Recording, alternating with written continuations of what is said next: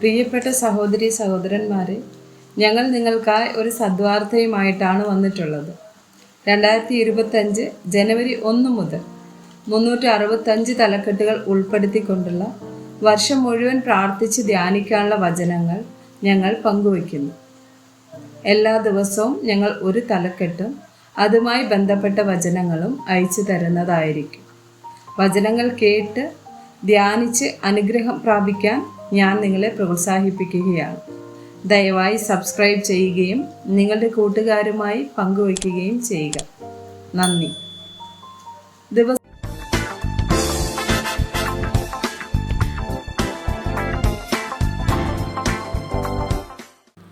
ദിവസം 75. നിന്ദാശീലം.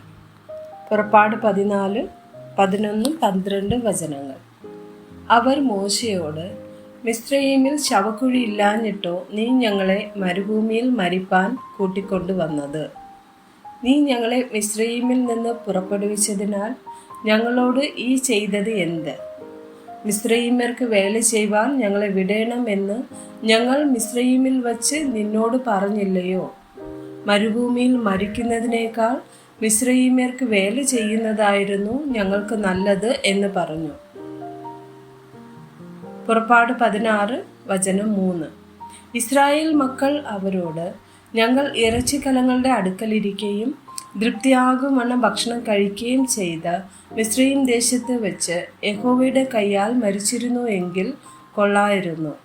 നിങ്ങൾ ഈ സംഘത്തെ മുഴുവനും പട്ടിണിയിട്ട് കൊല്ലുവാൻ ഈ മരുഭൂമിയിലേക്ക് കൂട്ടിക്കൊണ്ടു വന്നിരിക്കുന്നു എന്ന് പറഞ്ഞു.